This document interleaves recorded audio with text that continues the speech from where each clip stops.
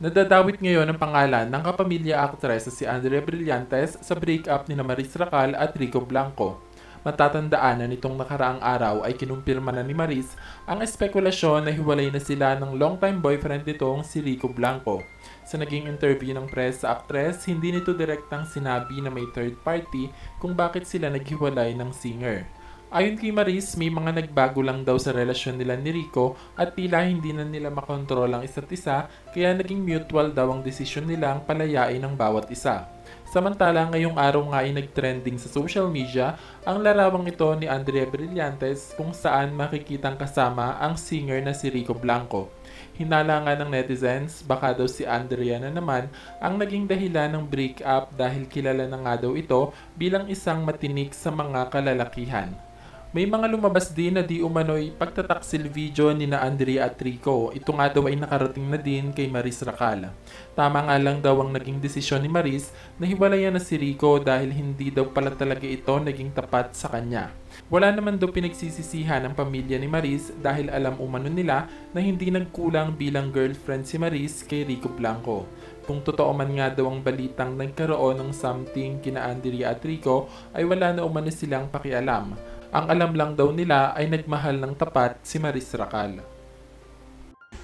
Ito bigla ko lang itong naisip dahil napanood ko yung announcement ni Maris Racal ng breakup nila ni Rico Blanco. Hindi nagsabi si Maris Racal ng specific reason kung bakit sila naghiwalay, but medyo hinighlight niya na it's all about change. So, assuming na walang third party, walang mali sa ugali nilang dalawa, separately as an individual. Hindi man natin na-witness kung ano yung totoong nangyayari sa relationship nila behind social media, kung behind sa kung ano lang yung pinapakita nila sa atin, but what we've seen is a very gentle relationship.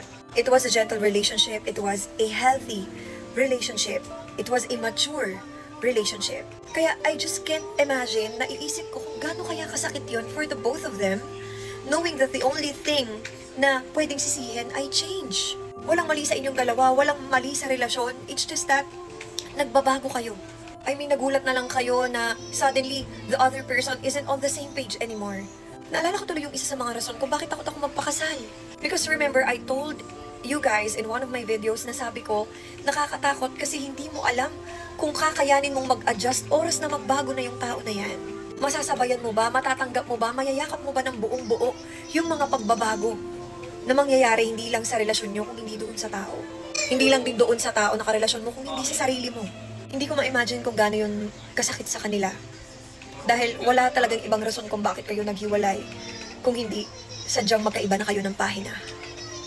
And kung iisipin natin, hindi lang naman isang beses magbabago yung tao na yan eh. It's constant.